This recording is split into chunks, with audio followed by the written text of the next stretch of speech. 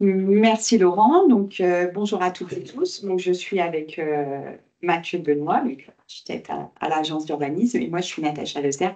Pour ceux qui ne me connaîtraient pas, je suis directrice du territoire d'Énergie Flandre. Nous sommes accompagnés par une partie de l'équipe qui a collaboré à l'élaboration de ce schéma directeur d'aménagement lumière. Donc, tout d'abord, vous présenter rapidement notre territoire. Donc, le territoire d'Énergie Flandre, c'est 98 communes entre la communauté urbaine de Dunkerque au nord et la métropole européenne de Lille au sud. Et donc, c'est un syndicat technique qui exerce un certain nombre de compétences pour le compte de ses communes adhérentes en matière d'énergie.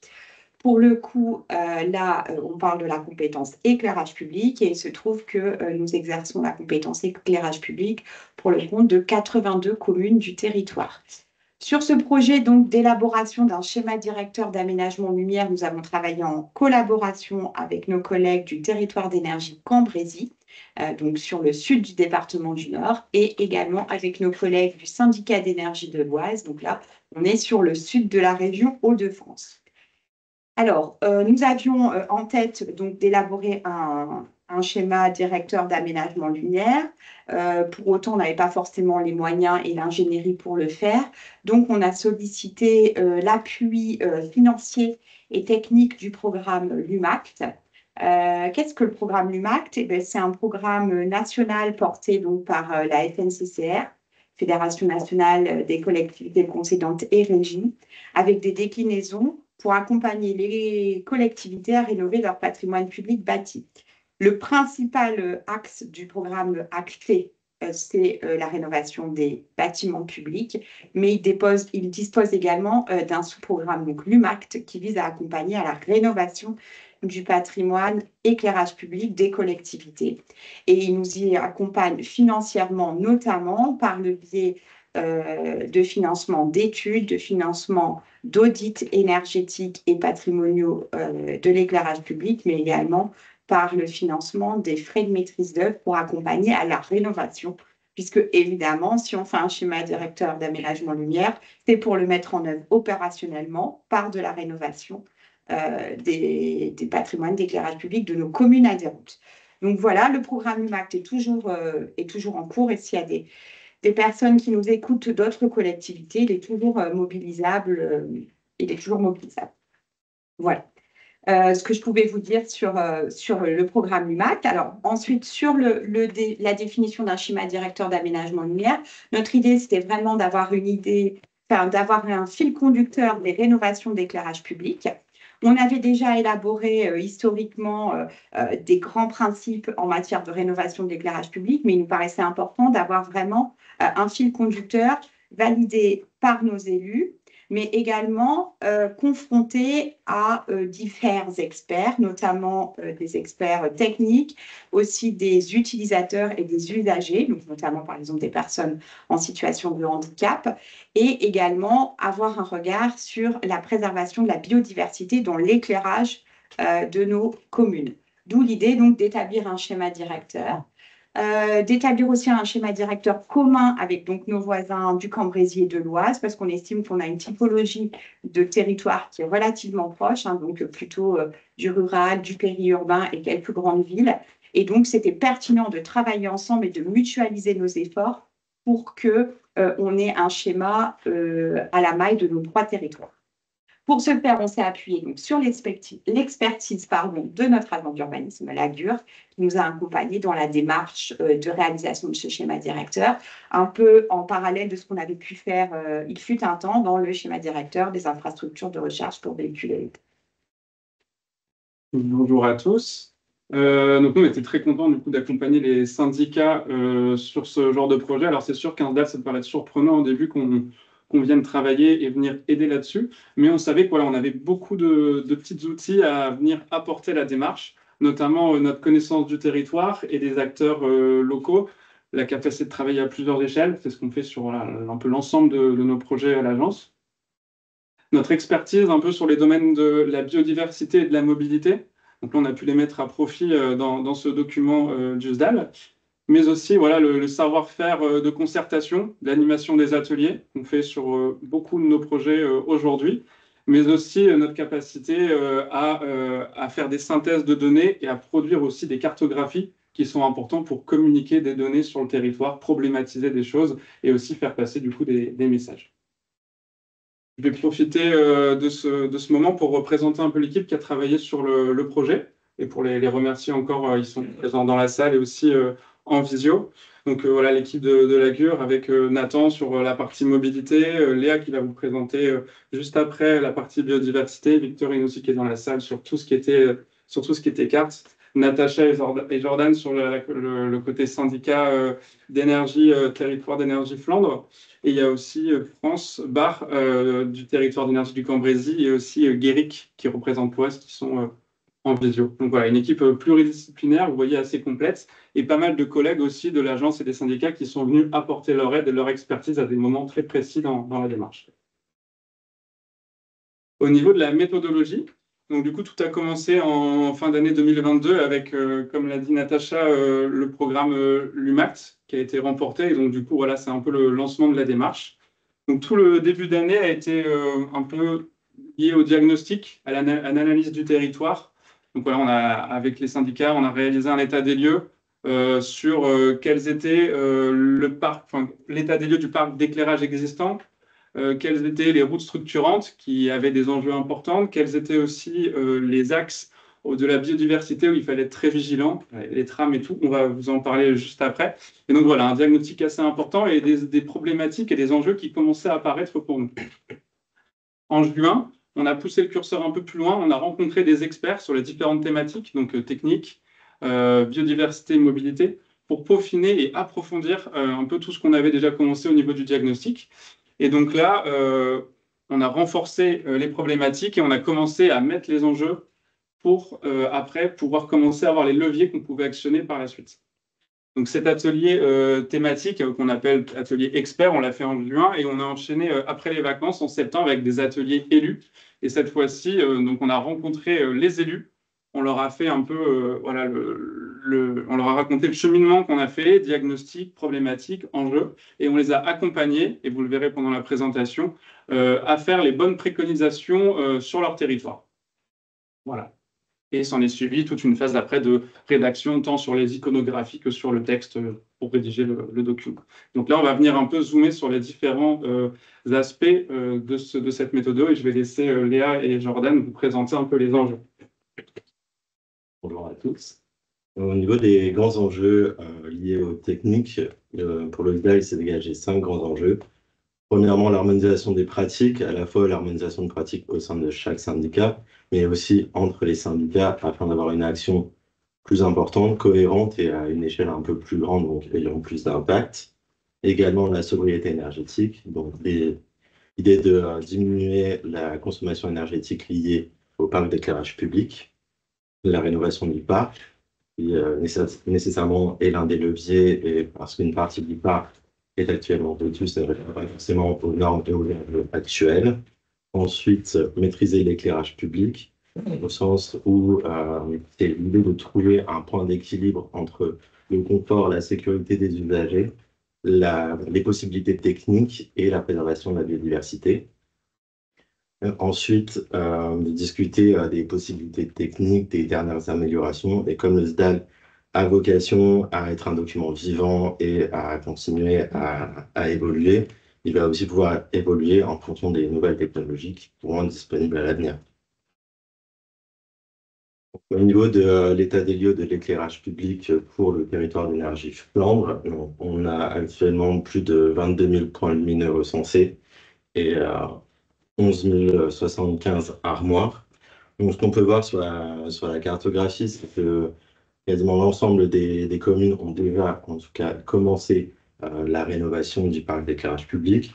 Pour près de la moitié, la rénovation est en 100% LED. Donc, on peut voir qu'il y a plus de 40% en LED. Il reste près de 40% en sodium haute pression. Même si le sodium haute pression a tendance à être vu comme étant positif pour la biodiversité, a une durée de vie qui est très faible et qui donc doit être remplacé par la LED. Au niveau pour les enjeux techniques, on a aussi mis en valeur plusieurs leviers technologiques, donc comme la température de couleur. La température de couleur, c'est en gros la couleur qui est émise par la lampe, qui se mesure en Kelvin. Plus celle-ci est basse, plus on va aller sur du rouge orangé. Plus celle-ci est haute, plus on va aller vers le blanc. Sachant que depuis 2018, il est interdit de poser de l'éclairage à plus de 3000 Kelvin. Ensuite, on a les horloges qui vont permettre de faire varier l'intensité lumineuse, donc qui vont permettre des gradations, des coupures notamment. Donc, la gradation de puissance, quant à elle, c'est l'idée de changer l'intensité lumineuse en fonction des tranches horaires, par exemple, plus faiblement en cœur de nuit. La coupure de nuit, donc de couper plutôt en cœur de nuit. La détection de présence, ça va être de passer de 10% à 100% de l'intensité lumineuse quand il y a une détection d'un usager ou d'un véhicule. Il va y avoir tout ce qui touche à la réduction de flux, donc pour pouvoir justement éclairer uniquement la zone à éclairer. Donc ça va être par exemple des coupe-flux qui vont éviter d'éclairer les cours d'eau. Ensuite, on a également les masses solaires, qui donc fonctionnent à l'énergie solaire et évitent une surcharge de réseau. Et enfin, la trame noire, qui donc va permettre de délimiter des corridors écologiques sur lesquels il va falloir éviter d'éclairer pour justement protéger la biodiversité. Donc justement, en parlant biodiversité, moi, je vais vous faire part un peu des enjeux sur ce thème-là. L'enjeu global, forcément, c'est de limiter les impacts que peut avoir la lumière sur la faune et la flore. Donc, ça va passer par limiter les impacts déjà sur la physiologie des espèces. Donc, il faut savoir que la lumière, elle a un impact, que ce soit sur la croissance, la reproduction ou encore le rythme biologique des espèces. Donc là, l'idée, c'est vraiment d'éviter d'éclairer de la végétation, un espace naturel qui soit en centre-ville ou à une périphérie. Ensuite, on a les interactions entre espèces. Donc, de la même manière, la chasse, la reproduction, la compétition entre espèces, ce sont des choses qui vont être impactées et qui vont avoir un grand impact sur toutes les espèces de manière générale. Donc là, l'idée, c'est de créer des refuges obscurs avec des passages entre ces refuges, c'est-à-dire que la faune et la flore doivent pouvoir avoir des espaces d'obscurité, donc de qualité. Après, on a limité le phénomène d'attraction. Donc, vous avez pu le constater vous-même dans votre quotidien. Nombre d'espèces sont très attirées par la lumière. On pense souvent aux insectes qui vont mourir donc, de collision ou d'épuisement. On a aussi des oiseaux qui peuvent être des espèces parfois protégées, qui sont migratrices et qui vont stopper leur migration parce qu'ils vont être attirés par la lumière de certaines communes et vont rester au niveau des communes. Sauf que ça va avoir un impact très négatif pour elles. Donc là, encore une fois, l'enjeu, c'est vraiment de ne pas du tout éclairer le ciel et d'orienter l'éclairage plutôt vers le sol. Et enfin, donc on revient à la fragmentation des habitats. Donc, comme le disait Jordan tout à l'heure, c'est un peu l'idée de la trame noire. C'est-à-dire que, comme vous voyez un peu sur ce petit schéma, on connaît déjà les trames vertes et bleues dans le sens où les routes, les voies ferrées, les obstacles de manière générale qui empêchent la faune de passer d'un milieu naturel à un autre et donc de mener leur cycle de vie. Ça va être des éléments fragmentants. Ça va faire qu'on a des petits habitats naturels qui vont être clairsemés dans tout notre territoire. Et donc, on se rend compte que la lumière, c'est aussi une barrière, c'est aussi un obstacle à leur passage. Et donc, c'est à prendre en compte. C'est pour ça qu'on parle de trame noire, parce qu'on a besoin de créer des chemins obscurs.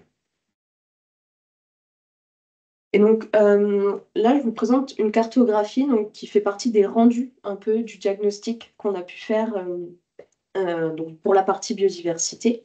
Donc, vous voyez en fait en coloré tous les espaces naturels protégés. Donc là, il y a une charte, il y a une protection, une réglementation. Ça ne veut pas dire que sur le reste du territoire, on a des milieux quand même naturels qui sont intéressants et qui sont à protéger, même s'ils ne sont pas protégés.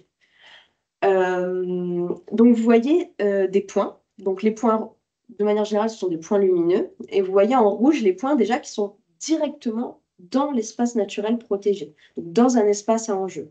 Donc, on voit qu'il y en a un certain nombre, mais aussi des points lumineux qui vont venir, un peu comme ici, entourer certains espaces naturels qui peuvent du coup empêcher les espèces, par exemple, de sortir de ce territoire ou d'aller d'un territoire à un autre et de pouvoir profiter de tous les espaces naturels de notre territoire.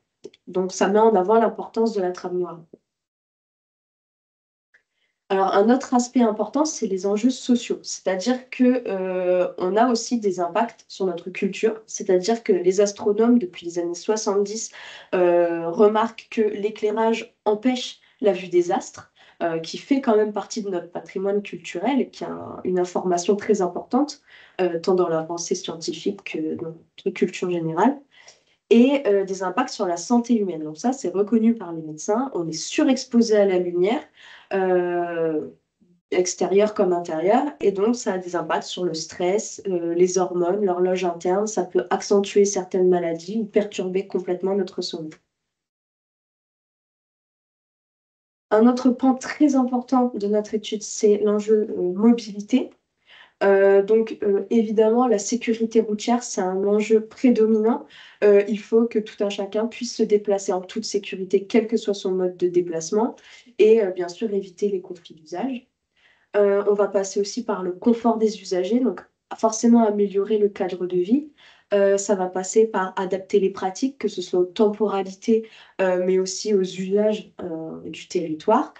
Et le sentiment de sécurité, tout le monde doit pouvoir se sentir libre de circuler, même le soir, en totale sécurité. Donc, comme l'a dit Natacha tout à l'heure, on a beaucoup parlé aussi de l'accessibilité. Donc, l'éclairage, il a un impact sur l'inclusivité des déplacements, notamment fortement le handicap visuel. Donc, on dénombre pas moins de 207 000 personnes non-voyantes en France et 932 000 personnes qui sont malvoyantes. Donc, il y a un véritable enjeu pour ces personnes et aussi le fait que la baisse visuelle tend à s'étendre avec le vieillissement des populations. Le problème, c'est que qui dit différentes pathologies dit différentes solutions qui ne sont pas forcément adaptables les unes aux autres. Et donc, il y a vraiment un enjeu là-dessus pour s'accorder. Et donc, des solutions existent. Ça va notamment passer par le contraste, donc contraster les couleurs entre le revêtement de sol et les candélabres ou le milieu urbain, montrer qu'il y a un obstacle par justement des jeux de lumière et éclairer, par exemple, les passages piétons. Vous voyez un exemple ici avec des potelets qui ont la moule qui est vraiment de couleurs contrastées par rapport au reste du mobilier et surtout par rapport au revêtement du sol. Et donc, suite à tous ces enjeux et ce diagnostic qui a été fait, nous sommes passés par une phase de concertation. Donc, on a voulu aller plus loin dans l'étude en passant par les experts du territoire. Donc ça a demandé 3 ateliers thématiques. Donc, je vais vous faire part un peu de ce qui est ressorti de ces ateliers.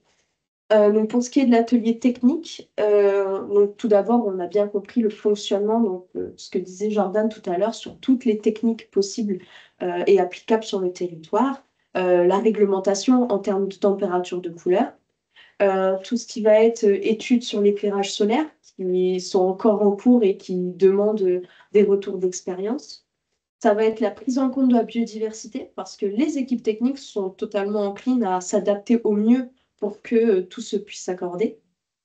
Après, pour l'atelier biodiversité, ce qui ressort, c'est vraiment un éclairage réfléchi. Si on peut supprimer de l'éclairage qui peut être superflu, on va le faire, mais surtout en suivant une trame noire. L'extinction reste la meilleure solution, mais il faut prendre en compte le fait qu'il y a de l'activité aussi bien en crépuscule qu'à l'aube. Et la LED reste quand même un éclairage assez éblouissant. Donc c'est très intéressant, mais il faut pouvoir baisser les températures de couleur. Après, pour ce qui est de l'atelier mobilité, donc on reste sur ce sentiment de sécurité qui dépend d'énormément d'enjeux et d'éléments. Ça va être l'impact de l'éclairage sur les mobilités douces, que les obstacles soient bien visibles, que la personne en elle-même soit bien visible quand elle se déplace. L'influence, bien sûr, sur les personnes en situation de handicap. Donc, ce qu'on a dit tout à l'heure, c'est à la voirie et à l'éclairage de s'adapter aux personnes en situation de handicap. Et l'impact de l'éclairage sur l'attractivité des communes, donc le fait, par exemple, d'éclairer des bâtiments qui sont connus ou phares de la commune. Donc, il faut vraiment concilier toutes ces problématiques, pouvoir converger un peu tous ces enjeux pour qu'on puisse trouver des solutions qui soient adéquates et justes. On va vous laisser avec Mathieu pour la suite. Le rendez-vous un peu clé de ce processus, c'était la rencontre avec les élus. Comment on remet la lumière un peu dans le débat et comment on en discute. Donc, il y a 3 ateliers élus qui s'est déroulés sur les 3 territoires d'énergie, chacun avec ses élus respectifs. Et donc là, du coup, on a présenté le contexte, un peu l'état des lieux, ce qu'on en a compris, les leviers que les experts nous ont racontés. Quels étaient donc du coup les grands enjeux? Parfois, les enjeux, ils ne se répondent pas forcément. En mobilité, on a plutôt envie d'éclairer. Peut-être qu'en biodiversité, on a un peu moins envie d'éclairer. Et donc, du coup, voilà, on leur a essayé d'apporter comment on arrive à concilier tout ça, comment on arrive à avoir cette vision globale. Et donc, du coup, quel consensus on arrive à trouver dans les futures préconisations à avoir. Donc ça, voilà, tout un travail de contexte, d'enjeux et de vision globale. Après, on a apporté aussi des retours d'expérience via les experts ou via nos exemples, nous, ici à l'agence, sur, par exemple, l'extinction nocturne dans certaines communes qui commencent à avoir le jour, ou bien des systèmes un peu plus novateurs comme les marquages phosphorescents qu'on retrouve dans certaines communes aussi. Donc voilà, quel retour d'expérience on en tire aujourd'hui pour voir demain qu'est-ce qu'on pourrait émettre comme hypothèse. Et enfin, donc, du coup, dès qu'ils avaient un peu toute cette connaissance, l'idée était de les concerter sur quelles préconisations. Et là, on a animé du coup des ateliers avec le tableau que vous allez voir juste après, qu'on a mis en place pour discuter avec eux et commencer à trouver des préconisations. Donc souvent, quand on travaille un SDAL dans une commune, on pourrait imaginer que sur chaque rue, on vient travailler des préconisations. Ici, forcément, on travaille à une toute autre échelle et donc c'était impossible de dire dans telle rue, on voudrait tel type d'éclairage. Et donc, on a en fait travaillé un échantillonnage. Donc, on a regardé des typologies de tissus. Donc, on a travaillé des familles dans la ville, dans les tissus ruraux et dans les espaces naturels pour retrouver un peu des cas pratiques, des règles du jeu. Par exemple, dans les tissus villes, on retrouve les tissus denses de centre-ville, on retrouve le pavillonnaire, les collectifs, donc toute une forme de tissus, et on se dit que les règles dans ces tissus seront probablement différentes. Dans les tissus ruraux, les règles sont probablement différentes entre les hameaux ou par exemple les fermes ou les résidences pavillonnaires. Et après, dans les espaces naturels, là aussi, on se dit que dans les zones humides, par exemple, on n'éclairera pas pareil que dans les milieux naturels.